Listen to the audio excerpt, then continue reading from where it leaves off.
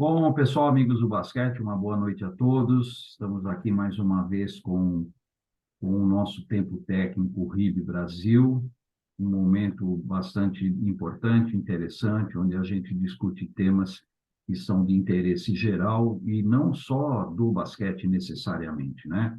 Interesses para nos auxiliar em relação à prática, à nossa prática esportiva, certo? E hoje eu estou contando aqui com a presença da minha grande amiga, parceira, a Sarit Anisha, que vai falar sobre um tema bastante interessante que ela vem desenvolvendo já há algum tempo, com bastante maestria, que é a questão do acolhimento esportivo como uma prática pedagógica. Só lembrando, e eu vou pedir a todos que, por favor, desliguem seus microfones durante a apresentação. A Sarit vai ter cerca de 40, 45 minutos para apresentar o seu trabalho, e depois a gente abre para aquele velho bate-papo, para alguma troca de informação, tá ok? A Mônica vai colocar também aí para vocês um formulário para que seja preenchido, para que a gente possa emitir aí os certificados. E no final eu vou abrir a tela para todos, para a gente se conhecer também, aqueles que estão participando pela primeira vez, e só gostaria de justificar a ausência do Hector Zambra, que é o nosso secretário, que também está sempre conosco, mas hoje o Hector teve um compromisso inadiável, ele não pôde participar, ele está pedindo desculpas a todos, especialmente a Sarit, mas ele deixa aqui a mensagem. O Hector realmente é uma pessoa muito importante, né, para a nossa rede. Então, Sarit, fica à vontade, agora a apresentação é tua, e você só vai me direcionando aqui, né, porque eu é que vou comandar a apresentação aqui. Vamos ver se eu consigo, né, minimamente Rolar a página. rolar a página, né, pelo menos esse dedinho aqui na setinha certa, né? Deve funcionar. Vamos torcer para isso, né? Vamos Oi, lá, Sarit, pessoal. fica à Então, vontade. como o professor já disse, meu nome é Sarit Anisha. E antes que eu fale qual é a minha linha de estudo, eu queria explicar por que que eu escolhi esse tema acolhimento esportivo, que, como o professor disse, eu venho pensando sobre ele desde o momento em que eu comecei a entrar realmente na quadra. Visualizar determinadas questões que aconteciam comigo como técnica, comigo como professora, e hoje em dia, como tutora de professores, o que, que acontece também nesse processo. Então, por isso o acolhimento esportivo, ele faz parte agora da minha história, né? Então, eu sou graduada em educação física, em pedagogia e em psicologia, e aí fiz algumas pós em basquete, em pedagogia do esporte, tenho aprimoramento em psicologia do esporte. Sou técnica das categorias de base, né? O ano passado eu estava em Blumenau, esse ano estou em São Paulo trabalhando mais como personal e já fui professora também da disciplina Projeto de Vida. Hoje, como tutora, eu trabalho no Instituto Superação, então eu trabalho como supervisora dos professores, eles dão a aula, o professor teve a oportunidade de me acompanhar uma vez em uma escola. São escolas públicas, então a gente entra em contato também com outras vivências, percebe outras situações, o ambiente que influencia, e tudo isso fez com que eu começasse a imaginar o que seria esse conceito de acolher, né? Pode passar, professor. Então, se a gente for parar para pensar, acolher é um ato de dar abrigo, é um conceito que vem, eu trago da psicologia, né? Esse acolhimento, quando alguém está sentindo alguma coisa, quando alguém precisa de uma situação, ela está extremamente chateada, ela precisa desse acolhimento, e nós, na psicologia, nós trabalhamos muito em relação a isso. Só que o que eu percebi que quando a gente chega na quadra, muitas e muitas vezes, sim, em nenhum momento eu estou generalizando, mas a gente sabe quem está na quadra, como professor, como técnico, que muitas vezes a gente poderia fazer de uma outra forma esse acolhimento dali, daquela criança, daquele adolescente, até daquele adulto que chega para fazer uma atividade física. Então, quando eu entrei em contato, primeiro eu fiz a psicologia, depois eu fiz a educação física, eu entrei em contato com essa nuance, esse gap que tem na maioria dos lugares, de que não se olha para quem chega, vai fazer parte daquele ambiente. Ah, chegou, que bom. Seja bem-vindo, tá tudo certo. Mas eu penso que esse acolher, ele tem que ser e pode ser muito melhor, muito mais bem feito, vamos dizer assim, porque a gente não pode esquecer que no processo de receber alguém, tudo vai influenciar da maneira como a gente faz. Então, se eu chego aqui para vocês, nesse exato momento, e falo boa noite, eu já não estou recebendo da melhor forma que eu poderia, né? O meu boa noite, principalmente, quem já me conhece sabe que eu venho primeiro com um sorriso, depois vem o resto. Mas é uma forma de receber de um jeito realmente mais acolhedor, de dizer assim: oi, eu estou aqui, o que eu posso fazer por você nesse exato momento? Então, quando eu falo dessas práticas esportivas que a gente deixa um pouquinho de lado, que esse acolhimento não é pensado porque, como eu falava com o professor antes de começar a apresentação, não se estuda para, não tem esse conceito. A gente não consegue nem achar muita referência bibliográfica em relação a um acolhimento esportivo. A gente vai, claro, achar o que é acolher, vai identificar na parte da psicologia, mas realmente nas questões relacionadas ao esporte, ninguém pensa ou ninguém fala tanto sobre isso.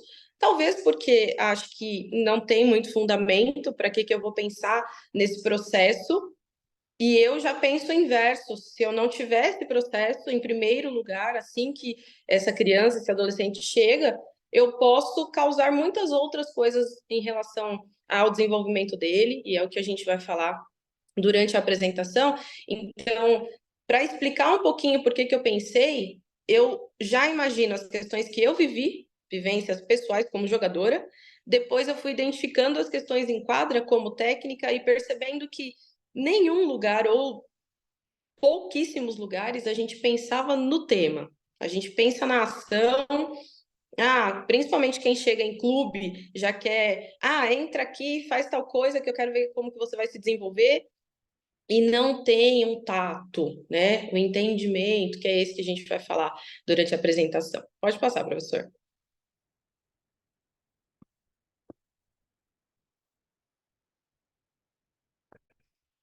Então, o acolher que eu digo como dentro de quadra seria essa aceitação das pessoas com as suas limitações sociais, psicológicas, físicas, porque eles já têm uma sensação de vulnerabilidade, né? Eles já percebem que eu estou chegando num lugar que eu não conheço a maioria das vezes ninguém, ou vai com um amiguinho, né? E se o amiguinho para de treinar, também não vai mais.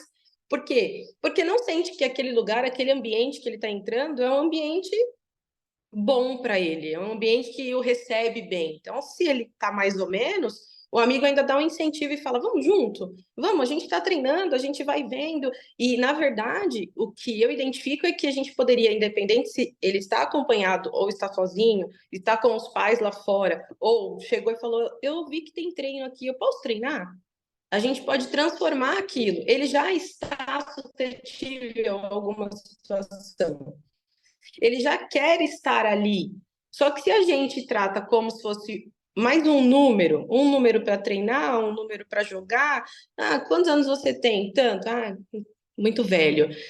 A gente já vai finalizando algumas questões em relação ao desenvolvimento dele, e na nossa concepção de educação, de desenvolvimento, né, de facilitador, muitas vezes podem ficar por água, porque a gente está ali só pensando no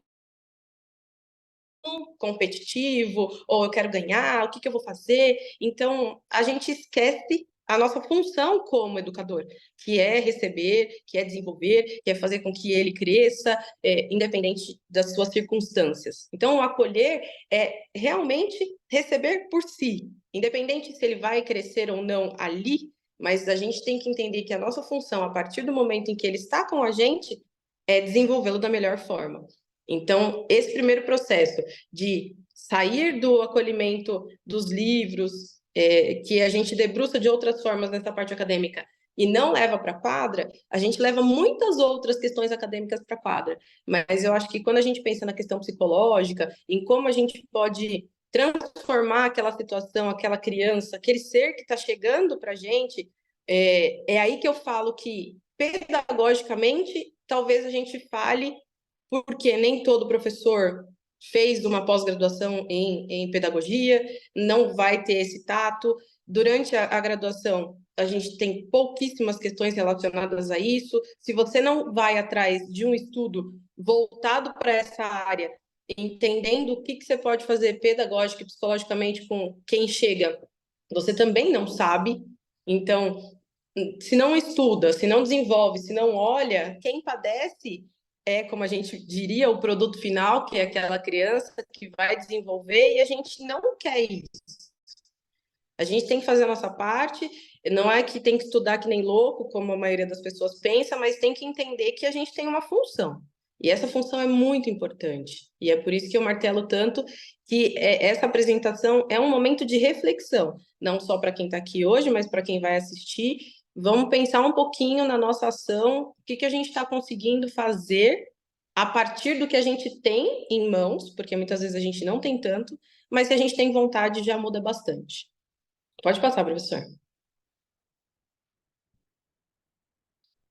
Então, aqui eu vou falar um pouquinho dessa criança, né? A gente fala criança quem está aprendendo, porque algumas vezes a gente sabe, e tem até estudos já hoje em dia que não importa se é uma criança, se é um idoso, mas a gente pensa na criança como esse processo de que ele não sabe muitas questões, que ele vem construindo experiências a partir das convivências, a partir do que acontece, né, na vida dele, ele vai criando, e o professor, o técnico, tem que ser uma ponte, tem que ser um processo de aprendizagem de forma facilitada. Então, quando a gente fala de forma facilitada, e aí automaticamente já me vem à mente quando a criança pergunta como faz, vou falar da bandeja, porque a gente está no basquete em sua maioria, como faz a bandeja? Ah, você pega a bola, 1, 2 e pula.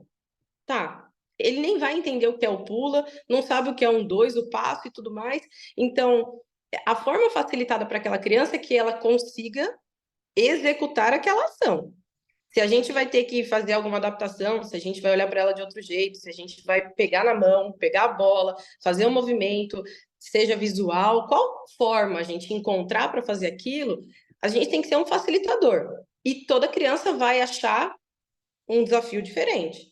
Então, a gente dá o mesmo movimento para algumas e elas conseguem rapidamente. Para outras, elas vão se frustrando. Não consigo, tá difícil, o que eu faço? E aí, esse tá difícil, ele chega sempre para a gente, né? Como professor, a gente sabe que, eu não consigo, nunca tentou, mas já disse que não consegue, né? Então, a gente está ali para o tempo todo pensar com ele qual é a forma que ele vai conseguir. E eu sempre falo, não pense no final, né? Não pense na bandeja lá no final que você está fazendo a cesta. Você conseguiu fazer um movimento ritmado, está conseguindo driblar de um jeito que você fique mais seguro, está conseguindo fazer o molde. São processos de aprendizagem que você vai tendo durante. Então, o que eu sempre falo para eles é: não adianta você pensar só na cesta. A cesta é um produto que vai chegar ali e repetidamente você vai conseguir fazer. Mas pense no processo. Está conseguindo fazer isso hoje que ontem você não conseguia? Você já evoluiu. Nós também já evoluímos da mesma maneira que há 5 anos, com certeza, eu não pensava nesse conceito. E eu só comecei a pensar no momento em que eu tive um outro tipo de vivência. Então, a gente também evolui, né? Então, do mesmo jeito que a gente fala para eles sobre isso, como eu, educador, como eu, professor, consigo identificar o meu movimento de ensino. E aí tem uma frase que eu ouvi esses dias de uma professora, não vou lembrar o nome dela agora, que era nas redes sociais, e ela falava que o problema não é de aprendizagem, o problema é de ensinagem. Então, não, claro, a gente tem as nuances de quem aprende, mas se a gente que está ensinando não está conseguindo passar para eles, então talvez seja um problema de ensinagem. Talvez a gente tenha que olhar para as coisas de um outro ângulo e perceber assim: se eu não estou conseguindo chegar naquilo que eu espero do meu aluno naquela aula, que eu planejei para ele naquela aula, minha parte pedagógica vai ter que ser alterada de alguma forma. Eu preciso chegar nele de algum outro jeito. E é por isso que eu bato na tecla dessa questão da pedagogia do esporte ser um pouquinho antes de chegar ali na graduação ou de ter algum outro movimento que seja parecido, para que a gente consiga pensar nisso antes. Não chegando ali, eu sou formado, eu estou estudando e vou olhar para isso. Normalmente eu já estou trabalhando com as crianças, normalmente eu já estou inserido naquele contexto e aí eu não tenho tanto entendimento ou não tenho tantas reflexões a partir daquilo para pensar na minha questão de ensinagem. Se eu não olho para aquilo, eu vou continuar fazendo do mesmo jeito. E se meu aluno não está chegando na minha função ali, não está conseguindo finalizar, não está conseguindo identificar as coisas da maneira que eu estou passando, ele tem as nuances dele, mas eu tenho que entender as minhas. E a criança está num processo de aprendizagem constante. Tudo que a gente fala para ela hoje, o professor tem os netos lá na casa dele. Com certeza, eles vão desenvolvendo as habilidades a cada dia. Um dia está fazendo cesta com uma bolinha pequenininha, outro dia já está com uma bolinha maior. E a gente sabe que esse processo é lindo, mas ele é moroso. E aí a criança e a aprendizagem na questão de temporalidade, para ela quer tudo numa questão efêmera, né? Cheguei hoje, já quero saber tudo. Se eu não souber de tudo hoje, eu já não volto amanhã. E aí a gente fala para ela, calma. Eu sempre dou um exemplo de que é uma coisa realmente que eu penso, eu acredito. Quando ela está na escola, eu pergunto para ela, quando você entrou na escola, como você escrevia? Pegar, quando você estava no primeiro aninho, como você escrevia? Escrevia com letra bastão. Foi aprendendo? Fazia no caderninho lá, depois a letra cursiva. Quanto tempo você demorou para escrever? Hoje em dia, se você finalizar a escola, você vai ter a própria fonte, né? Escreve do seu jeito. Você vai aprimorando. Só que isso demorou quanto tempo? Mais de 10 anos. Você começou a escrever de um jeito, quando você sai da escola, você sai escrevendo de outra forma. Qualquer tipo de aprendizagem também precisa do seu tempo de maturação, de entendimento, de desenvolvimento. Então, por que que a criança começa hoje? Ela já pensa que daqui 3 meses ela sabe fazer tudo. Ela vai chegar sim no entendimento básico das coisas, mas a complexidade vai acontecendo. E a gente está aqui para dizer para ela: segura, vamos tentar mais um pouquinho. Nesse processo básico que você está fazendo, vamos junto. Ontem você não conseguiu, hoje você já conseguiu, tá vendo? Que é um degrau de cada vez, não adianta sair correndo, mas cada criança vai estar no seu processo de aprendizagem individualizado. Mesmo que a gente tenha um grupo, a gente sabe que é totalmente heterogêneo, né? É muito difícil que a gente tenha um grupo homogêneo. Muito difícil. Mesmo que sejam irmãos, eles vão pensar de formas distintas. Então, a criança tem essa questão da aprendizagem e a gente, como facilitador, tem que ter esse entendimento de que não vai ser fácil para ela, não vai ser fácil para a gente também. Muitas vezes não vai. Mas a paciência, o querer, o desenvolver, o falar 10 mil vezes de formas diferentes, pode ser que em algum momento ela pegue de uma outra maneira e aí a gente fez a nossa função. Pode passar, professor.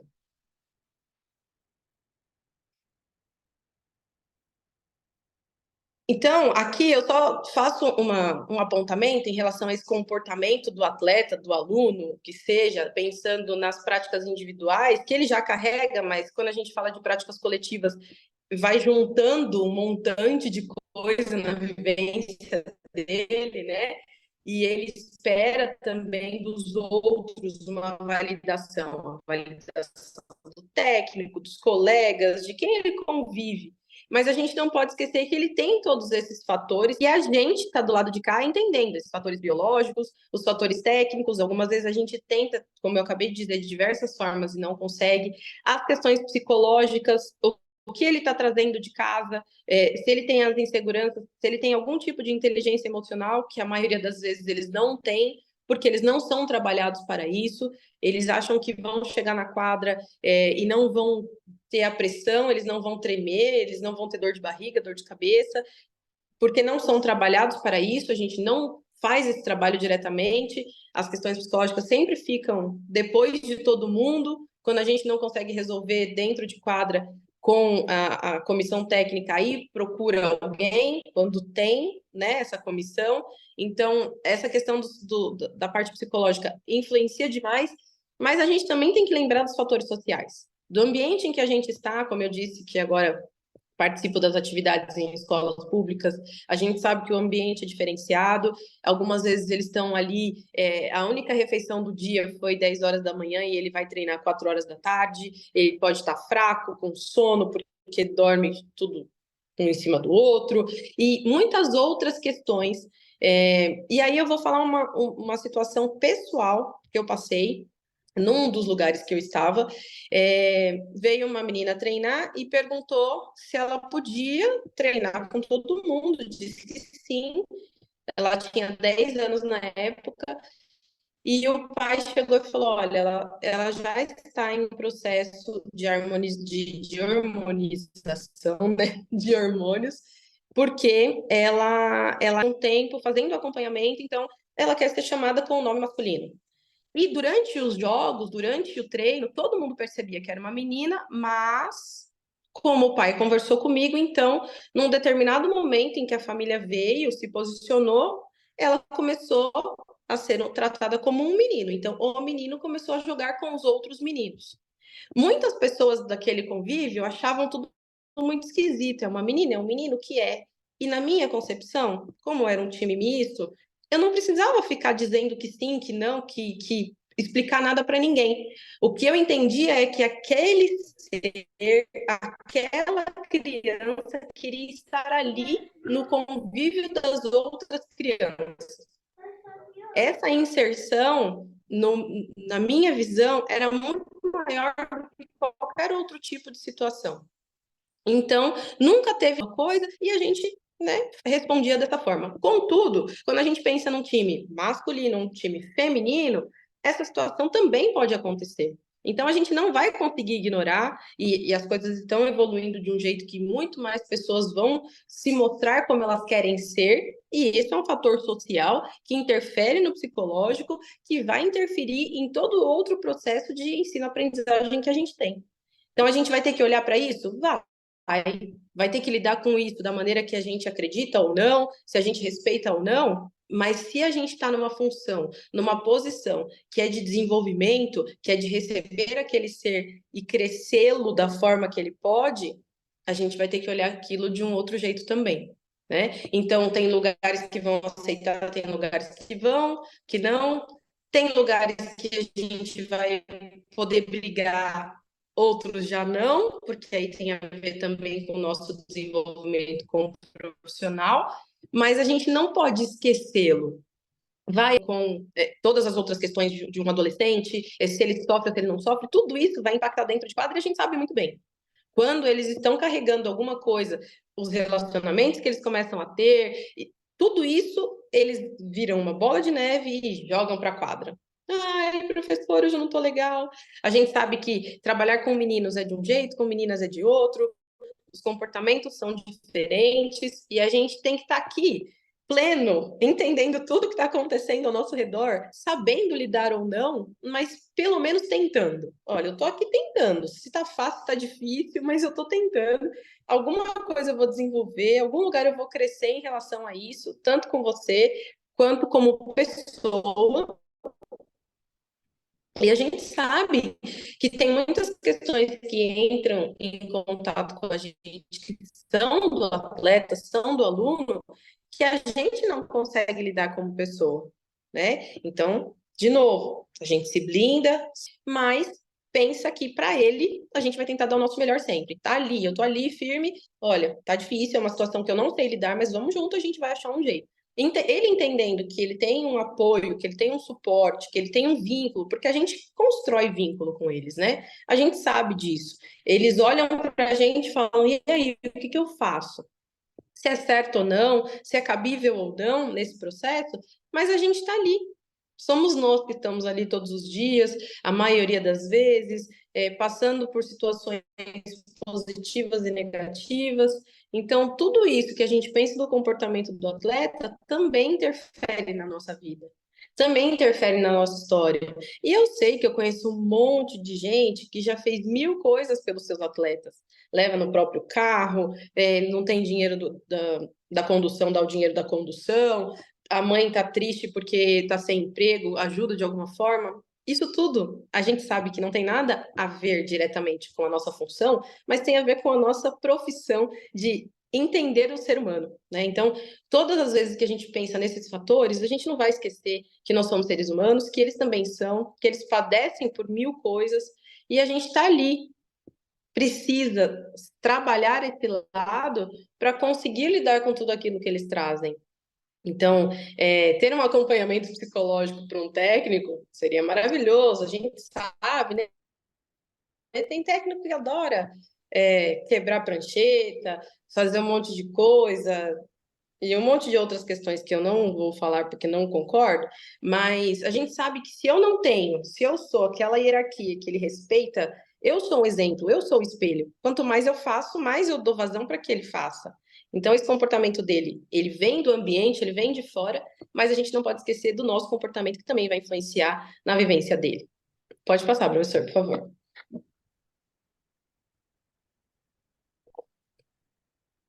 Então, só dando continuidade ao que eu já estava falando, o papel do professor, do educador, é mostrar positivamente um caminho mais nutritivo, tornar o ambiente, as relações que nele acontecem, mais propícios a esse bem-estar e a relação de ajuda que valoriza a si mesmo, né? Então, eu estou ajudando alguém, eu estou me ajudando também, né? Não, não é só o outro que eu estou fazendo, não é com o outro que eu estou lidando. Também é com a minha questão, também é com o meu entendimento, a questão da empatia, a questão do fair play, né, a solidariedade, cooperar com todo mundo, tudo isso o educador, o professor, ele passa para que ela subentende que o nosso papel também é esse como um profissional. Então, se eu estou falando uma coisa para ele, estou fazendo outra, está incongruente, em algum momento ele vai questionar. Ah, professor, por que o senhor falou aquilo e fez daquele outro jeito? Nós não somos perfeitos, nem estamos próximos de, e nem seremos. Mas a gente tem que ter um pouquinho de coerência na nossa fala em relação à nossa ação. Se eu falo A, eu vou fazer A. Ou espera-se que o mais próximo disso em determinada situação. Agora eu não posso falar A e fazer Z, né? Pedir um comportamento mais adequado para um atleta e ter um comportamento totalmente inadequado. E aí a gente pensa em inadequação de diversas formas, né? Não estou aqui como julgamento, estou aqui como uma reflexão. Vamos para a ação, né? No ambiente em que a gente está e nas questões que podem chegar até Sarit, só um nós. minuto. Por favor, tem um microfone aberto que está interferindo na apresentação da professora. Gostaria que vocês fechassem os microfones, por favor.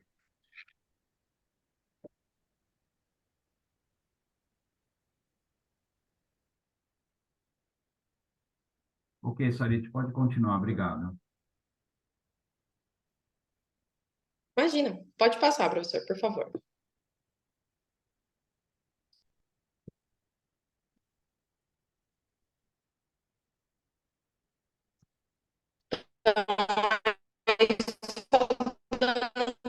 Continuidade ao que eu estava falando, né? A prática e a teoria, a gente tem que, durante a nossa prática, fazer com que ele explore tudo que é necessário em relação ao objetivo, que é o que a gente quer, né? Nós, na nossa parte como professor, a gente tem que achar uma forma que o aluno explore, que ele desenvolva a partir dessa autonomia que a gente tem que passar para ele. Ele tem que ser uma pessoa autônoma. Se a gente ficar só mandando e desmandando, faça isso, faça aquilo, ele não está refletindo sobre as ações, ele está executando a ação. Né? Eu falo isso também num outro texto, que não adianta a gente falar assim para ele: olha, você faz isso, isso e isso, vai executar aquela ação, mas por qual motivo? Por que que ele vai fazer? Qual o sentido para ele? Tem um sentido para a gente? Normalmente tem. Então, algumas vezes, na minha prática, eu falo para ele assim: por que que você está fazendo isso? E ele vai falar: não sei. Então tá bom, então vamos lá que eu vou te explicar. E aí, se ele achar um entendimento daquilo, se ele perceber que tem sentido na ação dele, muitas vezes ele vai conseguir fazer de uma outra forma, que é o que a gente espera, que é o que a gente quer, que ele execute de uma outra maneira. Né? Não que ele faça, fica ali à direita, tá? Ali à direita, o que eu estou fazendo aqui? Não sei. Por que essa fila está aqui? Também não sei.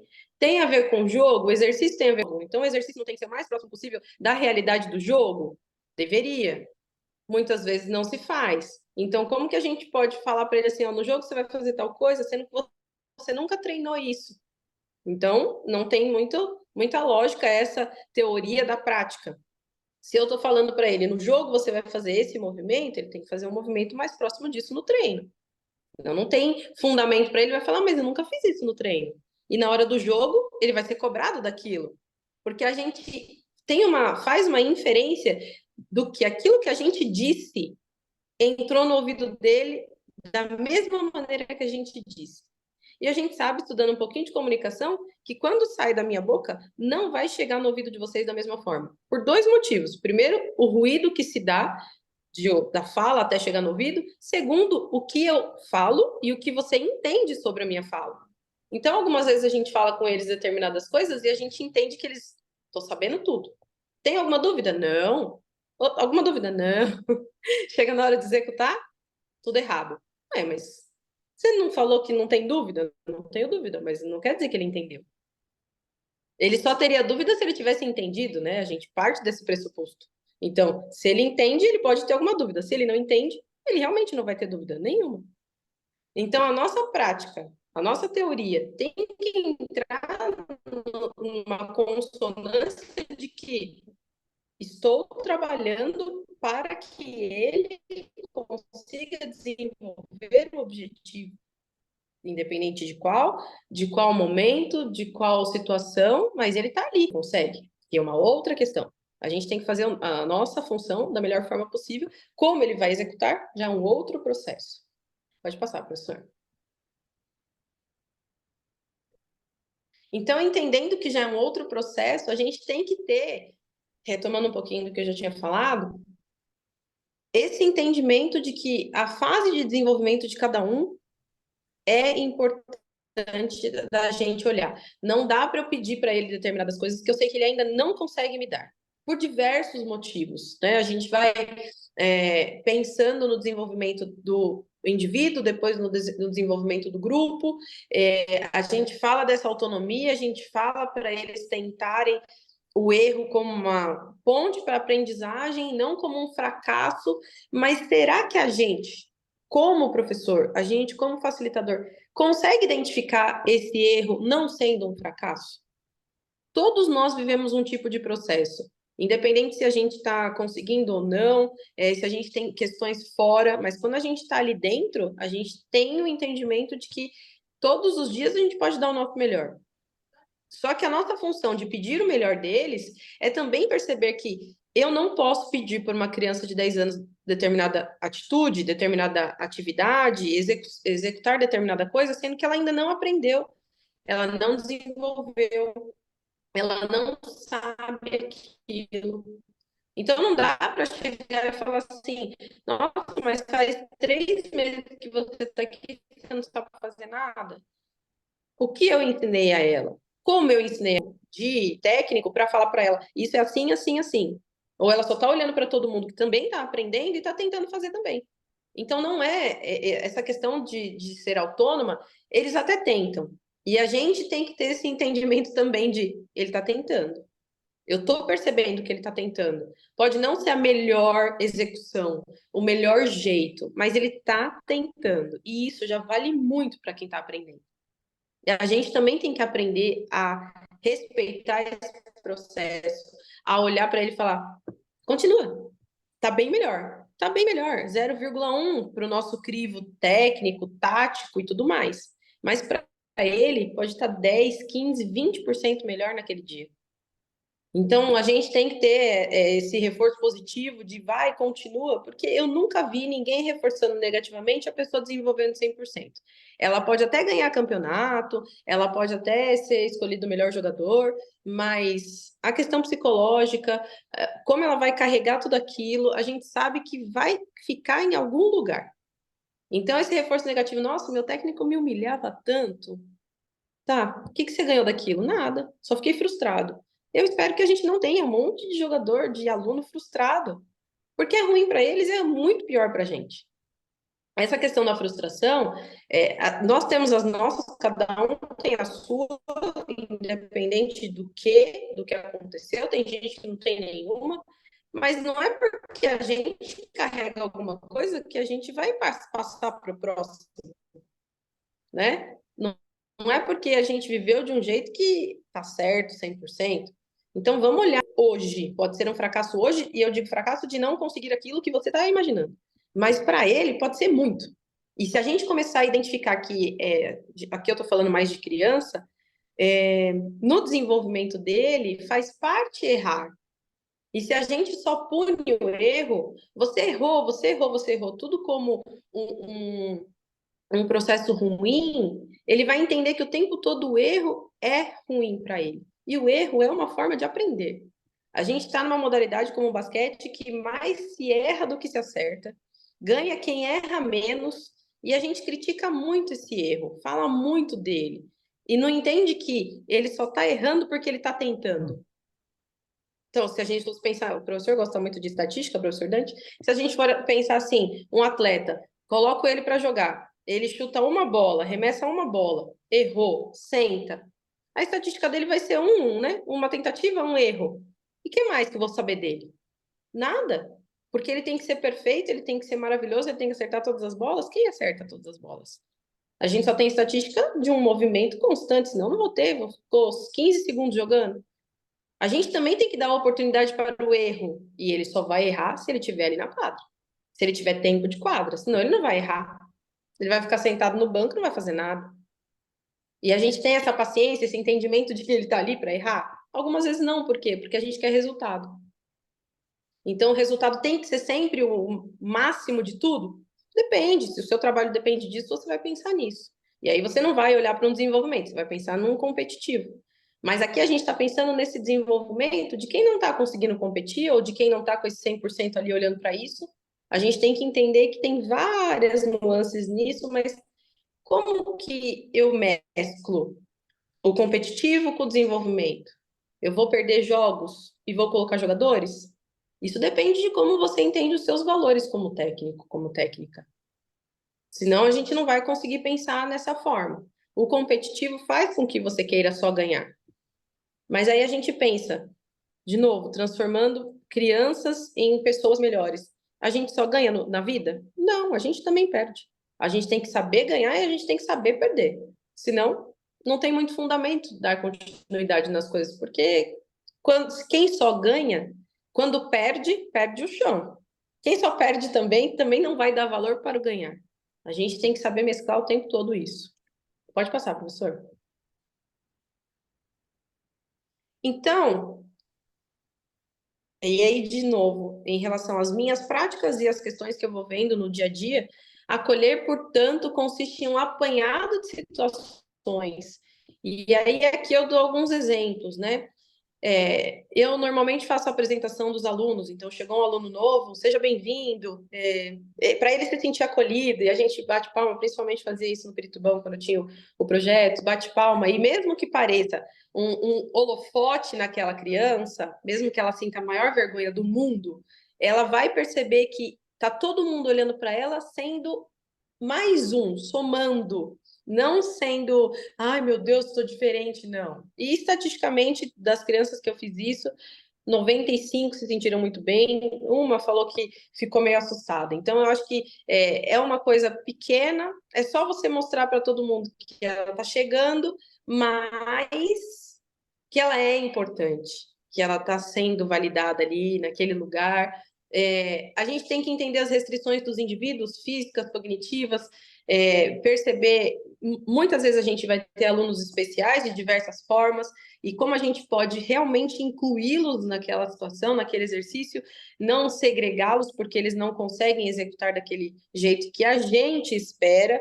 De novo, se eu estou pensando no desenvolvimento dele, eu preciso fazer com que ele faça da maneira que ele consegue, né? Entendendo tudo o que pode acarretar se eu ficar só ensinando de um jeito que ele precisa fazer a cesta.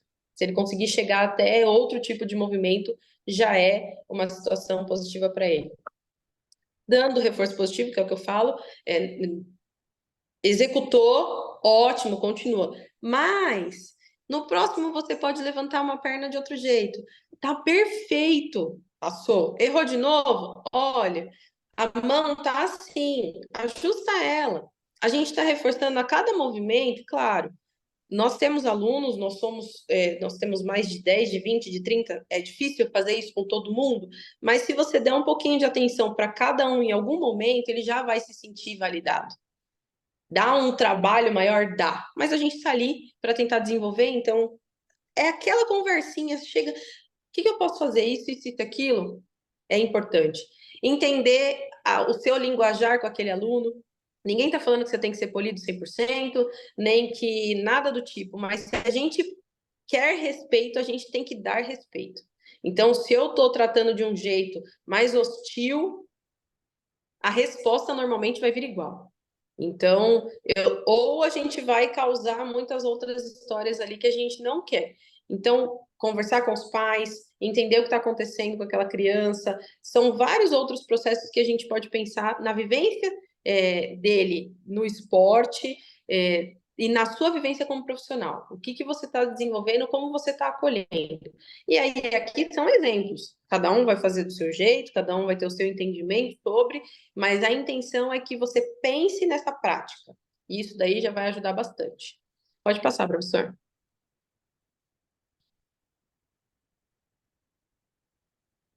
Então, o que eu penso sobre a nossa função, que vai muito além do ensinar, né? Nós temos todos os dias a possibilidade de fazer um bom trabalho. E não é um bom trabalho que tenha um resultado, é um bom trabalho que ele saia feliz e que a gente saia feliz. Acho que a gente tem que também pensar nessa nossa questão de estou no lugar certo? Quero estar aqui? Isso faz com que eu acorde no dia seguinte e fale, eu quero ir para a quadra?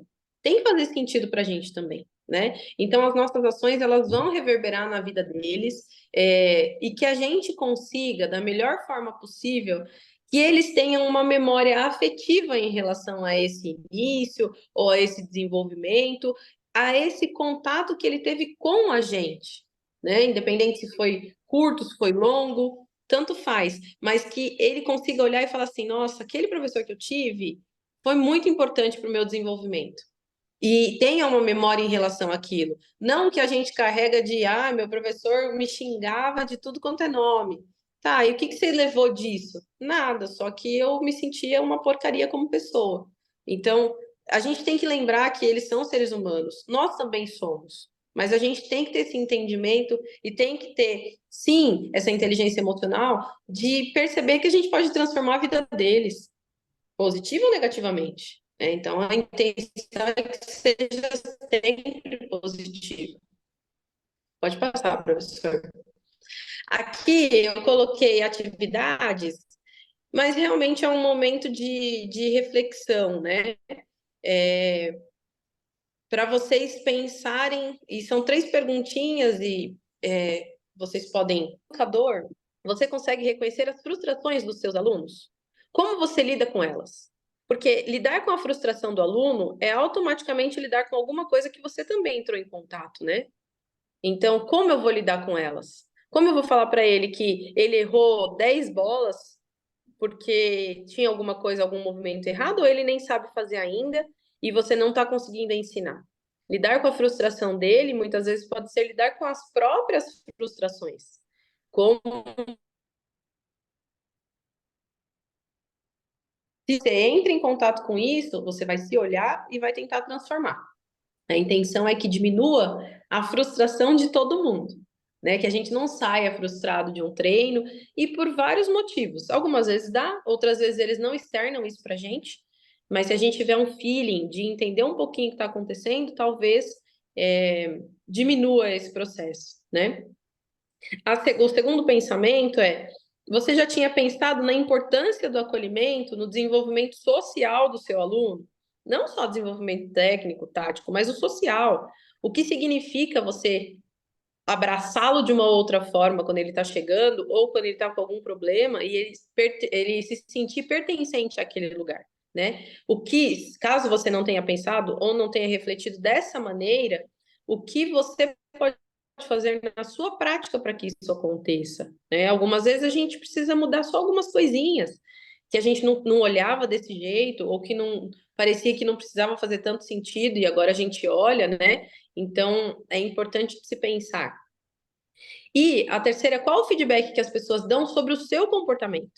Aí aqui eu falo, se você tem síndrome de Gabriela, eu nasci assim, eu cresci assim e não tem mais o que fazer, eu acredito que estando aqui, você já não tem mais esse pensamento. Mas a gente sabe que muitas pessoas têm, né? Eu fui ensinado assim, eu tinha um professor que ele era maravilhoso, a gente ganhava tudo, eu fui ensinado assim, tá, e o que que você carrega dele?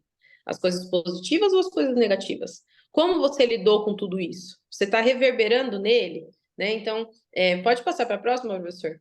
Aí eu vou falar sobre isso. O pertencimento desse lugar de estar na quadra também depende de nós, o pertencimento daquela criança. Então, nessa primeira imagem, foi o seu professor, como ele tratou, como ele cuidou, e isso só você sabe. Mas você, em desenvolvimento, você estudando, entendendo, achando formas, também vai reverberar no seu aluno.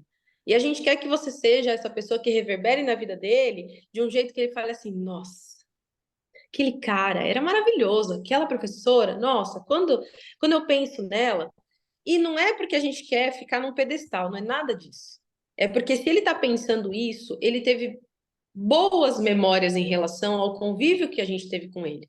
Ele conseguiu se divertir, ele conseguiu aprender, ele conseguiu socializar de uma outra forma. Então, a gente tem muitas outras funções muito maiores do que a gente imagina quando entra em contato com eles, né? Então, acho que é importante a gente pensar sobre isso.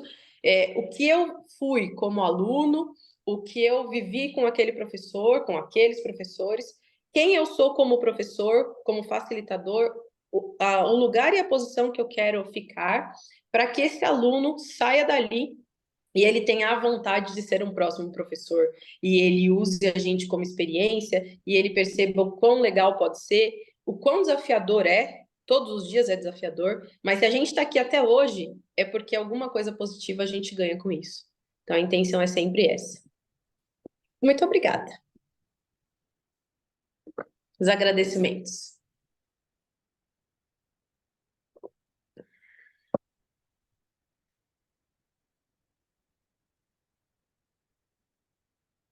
Muito bem.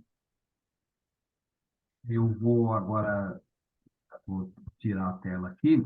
Vamos abrir a nossa tela geral para que todos apareçam. Por favor, coloquem a carinha de vocês aí. E de cara já agradecendo, né, essa apresentação da Sarit. Como eu disse, né, um trabalho muito bacana que ela vem desenvolvendo aí ao longo dos anos. E agora eu deixo em aberto aí para possíveis questões, né? O pessoal que está aí na tela. Só queria lembrar vocês de preencherem, né, o formulário que está aí no chat, para que a gente possa ter o contato de vocês e possa enviar o certificado, tá ok? Muito bem. A Maju está pedindo para você mandar de novo, Mônica, por favor. Muito bem. Bom, então, vou abrir para as questões e eu queria fazer a abertura, né, dessas questões e pedir para a Sarite comentar um pouco sobre o seguinte. Nós sabemos que a criança que treina, a criança que vem para um treino, ela não é um ser isolado, né? Ela traz toda uma estrutura por trás dela, uma estrutura familiar, enfim. Como é que acontece, ô Sarite, esse acolhimento em relação aos pais? Porque eu acredito que os pais também têm que ter um tipo de trabalho de acolhimento para que eles possam entender aquilo que está sendo feito, né? Se o pai não entender aquilo que você está propondo, provavelmente essa criança ela não vai continuar no seu treino e o pai não vai confiar no seu trabalho. Essa que é a grande realidade, né? Como é que é essa questão do acolhimento em relação aos pais? É, Vou falar um pouco mais da minha prática, né, que é o que eu vivi. Eu tive o projeto durante 4 anos e normalmente durante esse primeiro treino, principalmente o primeiro contato que a criança tem, eu paro, deixo ela ali treinando com o pessoal, mas falo com os pais. Olha, o treino é assim, assim, assim, explico o que vai acontecer. A maioria dos questionamentos é: meu filho vai jogar? Né? Porque do mesmo jeito que ele pensa, os pais também pensam, né? Meu filho vai jogar? E aí eu explico: olha, ele pode entrar em determinados jogos, mas ele precisa ter um pouquinho do desenvolvimento, um pouquinho do entendimento do jogo. Eu vou explicar para ele quando ele for jogar e você vai ficar sabendo também. E aí eu tive um pai que ele era super ausente, super ausente. E ele não foi em nenhum treino, mas ele foi num jogo. E aí o filho dele não jogou. Eu levei o menino para ter a experiência de quadra, mas ele não jogou. O jogo, ele tinha 2 treinos e eu falei: eu não vou colocar ele na fogueira, mesmo que ele entenda como uma coisa ruim, de que eu vim até aqui, mas eu não joguei. Eu falei para ele: eu prefiro que você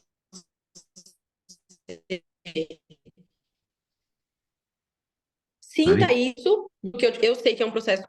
Oi, É, que deu uma interferência no teu som aí, no momento que você estava no meio dessa tá. explicação, né? Que você estava falando Eu do vou. pai, por que que o filho Tá. não jogou. Isso. Aí o pai perguntou, né, por que que o filho não jogou e eu expliquei para ele: olha, você não foi aos treinos do seu filho, ele ainda está bem cru, em desenvolvimento, e mesmo que ele fique frustrado agora, eu prefiro que seja agora do que se ele entrar em quadra e ele ficar frustrado e nunca mais querer voltar. Porque era um jogo muito difícil, já era uma semifinal, e eu não coloquei ele para o jogo. O pai ficou muito bravo, mas o filho voltou. E aí eu tenho uma outra história com esse mesmo menino, que eu falo que a gente está sempre em desenvolvimento, né? E o pai dele nunca mais foi falar comigo, mas dele me desrespeitou. Foi o único jogador da vida toda que fez isso comigo. E eu falei: olha, desse jeito eu vou pedir para você sair do treino. E aí ele olhou e falou: sério? Eu falei: sim. Você me desrespeitou e eu peço que você saia do treino. E ele saiu. 2 semanas depois ele veio e me perguntou: posso voltar para o treino? Como pessoa, eu fiquei muito chateada, mesmo pela forma como ele me tratou. Mas como professora, eu pensei: qual é o lugar que ele pode se desenvolver se eu deixar ele longe, perto de mim? Ele vai pelo menos pensar que ele vai ter um movimento de acolhimento de novo.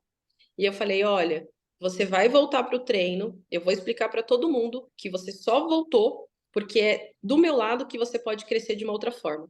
Então, quando a gente pensa na questão do pai, ele já veio carregado de um pai que me questionou, que me perguntou, que não gostou, e mesmo eu entendendo tudo isso, explicando para o pai não continuou e ele teve comportamentos totalmente diferentes. Essa é uma situação.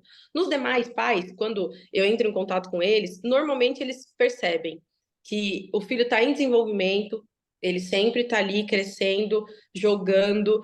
Tem vezes que ele vai para um jogo, num competitivo ou não, mas eu também trago os pais muito para dentro. Então, eu faço atividades com os pais, jogo dos pais, principalmente o jogo. Chamo um monte de pai, vamos lá jogar. E aí, teve um dia que eu coloquei todos os filhos. A gente, no Piritubão, a quadra era embaixo e tinha uma grade em cima, né, da quadra. Falei para todo mundo: sobe lá, todos os jogadores, sobe. Quando seus pais estiverem jogando, vocês vão ficar gritando. Grita, grita, grita, grita. Aquela loucura. Vai, faz. Nossa, não acredito que você errou. Ai, que bola fácil. Nossa, embaixo da cesta. E aí, quando acabou o jogo dos pais, eu falei para eles: foi fácil para vocês ficar ouvindo todo mundo gritando lá em cima? Não. Por quê? Porque atrapalha, porque é alguém que você gosta, que está falando alguma coisa importante para você. Você não conseguiu executar tão fácil do jeito que parece que é fácil pegar a bola e fazer a cesta. Para você parecia, né? E agora executando? Não.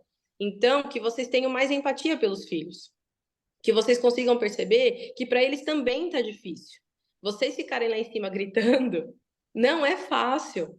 Isso deixa eles muito mais nervosos, isso faz com que eles errem mais. Vocês são referência, então eles ficam olhando para cima toda hora, para o lado. Então, Tem sim que ter uma conversa com os pais, eles têm que entender qual é a função deles, de pais, eles não são técnicos, eles não são árbitros, e eu acho que é muito mais fácil quando eles estão com a gente.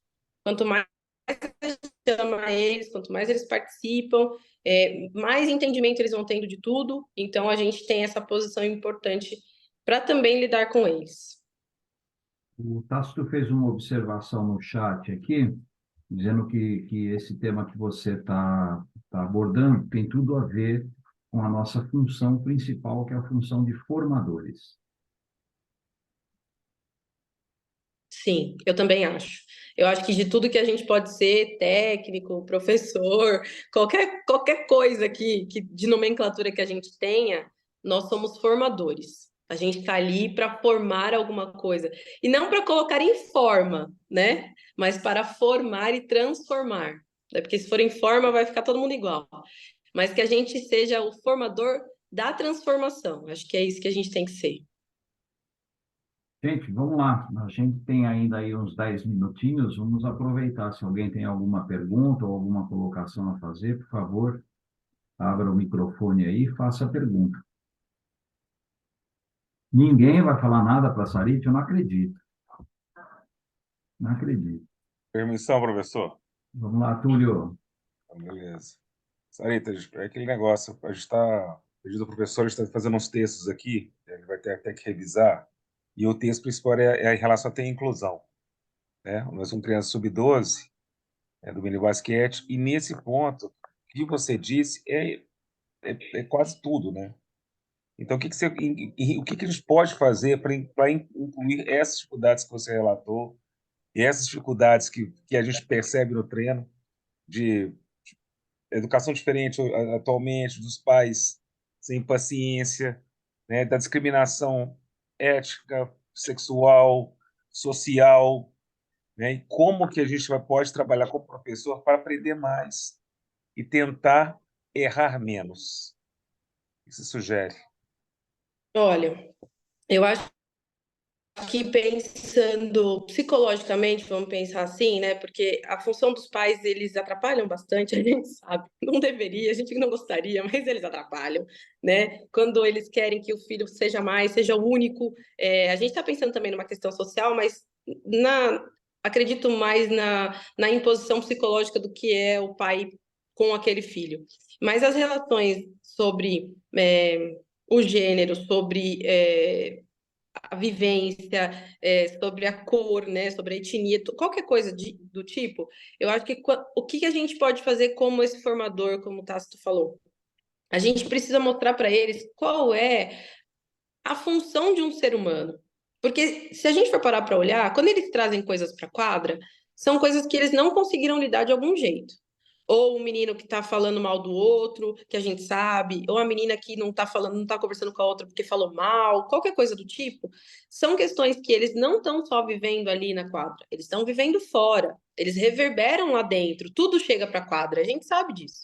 Eles não têm esse filtro. Algumas vezes nem a gente consegue. Eles não têm o filtro de que, tudo que aconteceu comigo lá na escola, eu não vou trazer para cá. E aí aconteceu uma situação na escola que ele vai descontar no menino do trem. É fato, ele não tá legal. Então, o que eu diria é que a gente, de algum jeito, poderia trabalhar essa questão da inteligência emocional com todos eles, no dia a dia, né? A gente fala das questões socioemocionais durante as atividades, a gente pensa nisso, como a gente vai trabalhar o grupo, como a gente vai trabalhar essa cooperação, como a gente vai lidar com as questões que vão acontecer em relação à frustração, mas a gente só trabalha se a gente colocar ela em pauta. E muitas vezes o que eu visualizo é que, pensando principalmente em clube, a gente tem essa questão do competitivo tão eminente, eu preciso ganhar, eu quero ganhar, eu preciso desenvolver o cara, que a gente acha que está perdendo um tempo parando para conversar com eles, para ouvi-los, para identificar o que está acontecendo, mas eu estou ganhando aquele tempo que eu não vou voltar naquela conversa depois, que já vai ter sido resolvida, que eu posso pensar de outras formas em relação àquilo. Todos os resquícios que ele traz de lá e chegam aqui podem causar conflitos. Ele já tem conflitos internos né, que a gente não sabe, muitos não falam, mas os conflitos externos, o que vai chegar na gente, chega já numa porrada. Então, a gente tem esse entendimento de, além de facilitador, de mediador, porque é para mediar, né? O tempo todo a gente media coisas. Um que fala do outro que não sei o que, outro que não quer fazer, outro que não chegou, e aí o pai não fez, e toda hora a gente está mediando alguma situação. Então, esse entendimento nosso de ter essa inteligência emocional para mediar tudo e trabalhar com eles, mesmo que seja uma vez por semana, vamos falar de questões socioemocionais, elas vão impactar na quadra. Eu preciso do outro, eu não vou conseguir jogar sozinho. Eu não tenho esse egoísmo, né, esse narcisismo que eu sou maravilhoso, eu não consigo. Então, se eu não tiver o trabalho de que o outro é tão importante quanto eu estou numa modalidade coletiva, que hora que eu vou entender isso? Que eu posso estar numa melhor bola e passar para ele em algum momento, ou receber uma bola importante, ou trabalhar em equipe para fazer uma defesa. A gente não fala tanto do conjunto da defesa, não vai dar só para um marcar. E eles acham, eles não conseguem perceber que isso tudo é emocional também, né? Se eu xingar o cara do meu time, ele não vai me ajudar. E se ele não me ajudar, em algum momento eu vou padecer, mas o time todo vai padecer. Então, que hora que a gente vai trabalhar essa questão socioemocional ali dentro? E dá para trabalhar de diversas formas, né? Tem atividades em relação a isso, dá para a gente pensar em vários movimentos que eu preciso do outro. Eu fui no Tácito em julho, né? Como que é? Basquetácito, né? E eu dei uma atividade, né? Estava lá, presente, que é uma atividade ela é simples, que eu aprendi lá em Blumenau com a Bruna, e fiz a adaptação que eu queria, e talvez alguém já saiba, que é todo mundo fica na linha de fundo e fica alguém no lance livre. E eles falam se eles confiam ou não que aquela pessoa vai acertar o lance livre. Quem erra o que escolheu, paga uma quadra e volta. Então, isso acontece com todos os jogadores. Quando termina, a gente conversa como eu fiz. Você confiou na sua bola? Tinha gente que já pegava a bola e já chegava assim, olhando para o chão e falando: eu vou errar. Com certeza eu vou errar. E aí você fala: se você está achando que você vai errar, como que seu time vai fazer com que você acerte? A confiança primeiro vem de você. E aí, quando eles erravam, quando um falava, vai acertar e vai errar tal, eles brigavam, não acredito que você me fez correr e tal. E aí depois eu falei, então, que hora que vocês vão entender que essa atividade é de grupo? Se vocês estiverem todos incentivando, a tendência é que aquela pessoa acredite nela e acredite que o grupo também está falando. Vai lá, a gente está junto. E aí, se você errar, a gente errou junto. Vamos pagar junto. É uma atividade em equipe, de lance livre, que aí eles estão já trabalhando a parte mais motora, vamos dizer assim, mas está trabalhando psicológico. Se a equipe dele está ali validando ele fala, eles estão confiando em mim, eu vou confiar, e isso transforma um monte de coisa. Então, se a gente não conseguir perceber que faz diferença trabalhar o socioemocional, de novo, a gente está trabalhando com 12, 13, eles vão crescer. E aí eles vão precisar do cara lá na frente, não vai ter, porque ele não criou vínculo, né? É importante também criar esse vínculo com as outras pessoas. Tudo bem, gente. Acho que vencemos mais uma etapa aí de forma brilhante, mais uma apresentação super importante aí dentro da nossa proposta, né? Aqueles que conhecem a nossa rede internacional de basquete educativo, que é levar exatamente esse tipo de mensagem, né? Uma mensagem de inclusão, uma mensagem de dar oportunidades, de privilegiar o conjunto, não necessariamente o resultado. E aí a gente continua sempre nessa missão, né? Trazendo todo mês aí uma pessoa especializada para falar sobre um determinado tema, e hoje não foi diferente, né? Então, Sariti, muito obrigado mais uma vez, obrigado por sua participação, pela mensagem que você trouxe para a gente, e você sabe que você é nossa parceira, né? Está sempre aí conosco, e a gente torce muito para que você continue aí nessa tua atuada aí, nessa tua empreitada. Muito obrigado, viu, Sariti? Deixo com você aí as palavras finais e agradecendo, lembrando a todos aí de preencherem o formulário que a Mônica deixou no chat para a gente poder enviar o formulário, desculpe, enviar o certificado. Sariti. Eu que agradeço. Agradeço o professor Dante o convite, o Hector, que sempre está junto, vocês que disponibilizaram tempo para ouvir um pouquinho desse conceito que eu realmente acredito muito, acredito que ele pode mobilizar muita gente. Quem sabe um dia ele não vire uma disciplina em algum lugar. Estou aqui lutando para isso, porque é o que eu espero. A Major já se mobilizou aí, ó. É o que eu Aqui em espero Mato mesmo. Grosso já é, tá? Ah, que legal! Aqui em Mato Grosso já é uma disciplina com 10 horas semanais.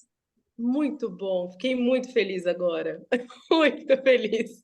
Espero então que eu chegue até esse movimento aqui em outros lugares. Muito obrigada mesmo pelo tempo de vocês. Eu acredito sim que a gente pode desenvolver muitas coisas e é por isso que eu luto tanto, não só pelo basquete, mas agora em relação a essa pedagogia do esporte, que a gente desenvolva muito mais as pessoas que entram em contato com a gente. A gente tem uma função importantíssima na vida delas, que a gente faça com maestria, né? Obrigada, gente. Boa noite. Muito bom, pessoal. Boa noite, muito obrigado a todos. E a gente, mês que vem, tem mais. Já estamos aí pensando no próximo tema, né, gente? E vamos trazer de novo uma pessoa aí bastante credenciada para falar. Pessoal, boa noite a todos. Muito obrigado pela presença de vocês.